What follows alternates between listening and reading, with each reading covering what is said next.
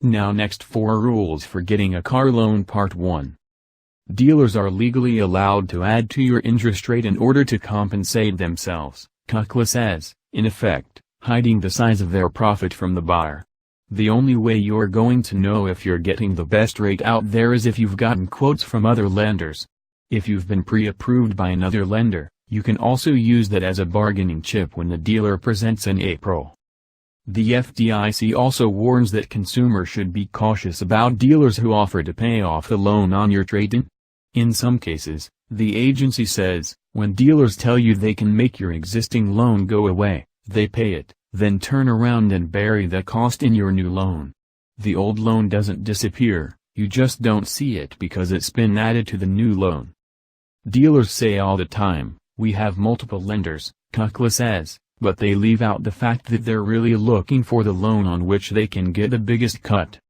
About 75% to 80% of people have no idea dealers could do that, he says. For people with good credit, not shopping around could add as much as 2 percentage points to the loan APR. For people with poor credit, it can mean a 5 percentage point difference, which adds up to serious money over the life of the loan. Don't get upsold.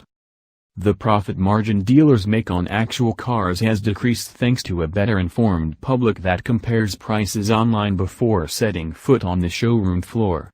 To make up for this, sellers rely to an increasing degree on their service departments and other ancillary services that they pitch to people once they sit down in the financing office, says Kukla.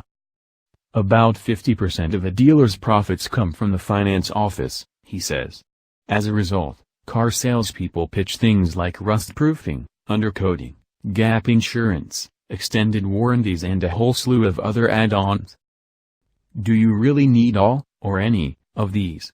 That's a topic for a whole other article, but the bottom line is that you don't need to decide any of this in the financing office, no matter what they tell you. For those add-on products, it's really difficult to compare, he says. Kukla says if you're feeling pressured by the sales pitch, keep in mind that you can buy any of these extras after the fact, although the dealer will try to discourage this by pointing out that you won't be able to roll the cost into your loan. Avoid the yo-yo trap. Kukla says the Center for Responsible Lending fields a steady stream of complaints by car buyers who have been taken in by the bait-and-switch tactic, which involves offering conditional financing so buyers can take home their new vehicles on the spot. In a so-called yo-yo scam, the dealer leads the customer to believe that the financing has been squared away, when in reality, it never was. Then, days or even weeks after the customer has purchased the vehicle, the dealer calls to say there's been a problem with the financing, and that they have no choice but to pay a much higher interest rate or forfeit the car and pay hefty wear and tear or rental fees. The dealers use very coercive tactics to get them to sign the new contracts, Kukla says. Many were told their trade-in couldn't be returned or the down payment was non-refundable, he says.